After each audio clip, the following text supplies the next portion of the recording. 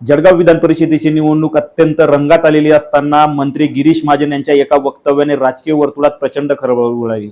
खरं म्हणजे गिरीश महाजन यांनी वक्तव्य करताना असं म्हटलं की उरलेले जे 2 उमेदवार आहेत ते माझ्या संपर्कात आहेत. तसेच रेश्मा काळे या ज्या शिवसेना शिंदे गटाच्या बंडखोर उमेदवार आहेत यांच्या माघारीची किंवा यांच्या पाठिंबाची फक्त आता औपचारिकता बाकी आहे. गिरीश महाजन यांनी या वक्तव्य केल्यामुळे मतदारांमध्ये देखील संभ्रम निर्माण झाला आहे का, आणि याचबाबत जे महाविकास आघाडीचे उमेदवार आहेत शरद तायडे, आपण त्यांच्याशीच संवाद साधणार आहोत. काय सांगाल आबा, गिरीश भाऊंनी थेट असं वक्तव्य केले, जरी आपलं नाव घेतलं नसलं तरी त्यांचा रोख आपल्याकडे होता की उरलेले 2 उमेदवार माझ्या संपर्कात आहे. काय सांगाल?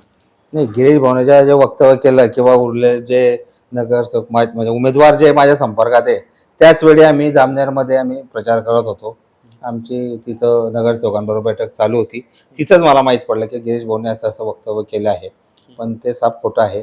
आम्ही आमचा प्रचार चालू आहे आमचा. गिरीश भाऊने असं वक्तव्य का केलं असं काय वाटतं आपल्याला? ते महाविकास आघाडीचे जे नगरसेवकांनी मतदारामध्ये संभ्रम निर्माण व्हावा म्हणून त्यांनी ते वक्तव्य केलं असावं असं मला वाटतं. आता आपण प्रचाराला लागलेल्या आहात, अनेक ठिकाणी प्रचार करत आहात.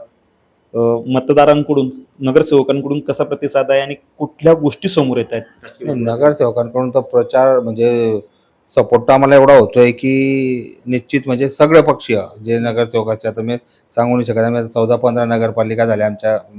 आम्ही आमचे जिल्हाध्यक्ष आहे, कोळपे सर आहे, तर आमचे जे नेते ते आम्हाला प्रतिसाद एकदम जोरात भेटतोय आणि ज्या प्रतिसादावरून आम्ही सांगतो की आमचा विजय निश्चित आहे. नेमकं प्रतिसाद मिळण्याचं कारण काय?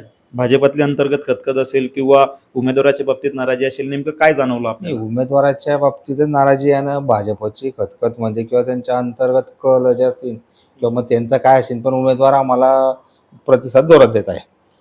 आता ही जी निवडणूक लागलेली आहे त्यावेळी तुम्ही एक मोठं विधान केलं होतं की अदृश्य शक्तींचा मला पाठिंबा आहे, अदृश्य शक्तींची मला साथ आहे. ती अद्यापही कायम आहे? कायम आहे, अजूनही कायम आहे. ती अदृश्य शक्ती अजूनही कायम आहे. म्हणून त्या अदृश्य शक्तीमुळेच मी सांगू शकतो की माझा विजय निश्चित आहे. विजयाचा दावा जो तुम्ही इतका कॉन्फिडेंटली करताय, इतका आत्मविश्वासाने करताय, त्यामागचं नेमकं कारण काय? अदृश्य शक्ती. तुम्ही सुरुवातीलाही बोलला होता अदृश्य शक्ती, पण त्या अदृश्य शक्ती कोण? तुम्हाला ते समजून नाही. ते 22 तारखेला पण ते नक्की आहे. ते विजयाचा दावा कायम आहे? विजयाचा दावा कायम आहे. आबा, खरं म्हणजे ज्या दिवशी उमेदवारीचा माघार घेण्याचा शेवटचा दिवस होता त्या दिवशी देखील आपला एक व्हिडिओ समोर आला होता की माझ्यावर दबाव आहे, आणि त्या दिवशी तर मी आणि आम्ही जिल्हा प्रमुख आम्ही दोघं मातोश्रीवर होतो. त्याच्यामुळे त्या दिवशी आपल्यावर दबाव म्हणजे चालू होते की बा काय कुठं आहे काय, पण आम्ही तिथं मातोश्रीवर होतो म्हणून काही विषय येत नाही. माघारीचा विषय जो येता विषय की करून घे माघार, पण त्या विषय होताच नाही. आमचा माघारीचा विषय होताच नाही. तेव्हा माघार घेतली नाही तर आता आम्ही काय सपोर्ट देणार आहे? तेव्हा संपर्कात नाही, आता काय कोणाच्या संपर्कात राहणार आहे?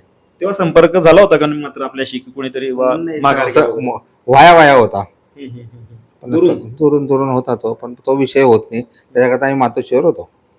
निश्चितच जर आम्ही माघारीच्या शेवटच्या दिवशी दबावाला झुकलो नाही तर आता कुठे झुकणार? आमची उमेदवारी कायम असणार आहे आणि अदृश्य शक्तींची आम्हाला साथ आहे, आणि त्याच भरोश्यावर आमचा विजयाचा जो दावा आहे तो कायम असल्याचं या ठिकाणी शरद तायडे यांनी सांगितलेलं. आता नेमकं निकालाच्या दिवशीच समोर येईल की अदृश्य शक्तीने शरद तायडे यांना मदत केली किंवा नाही.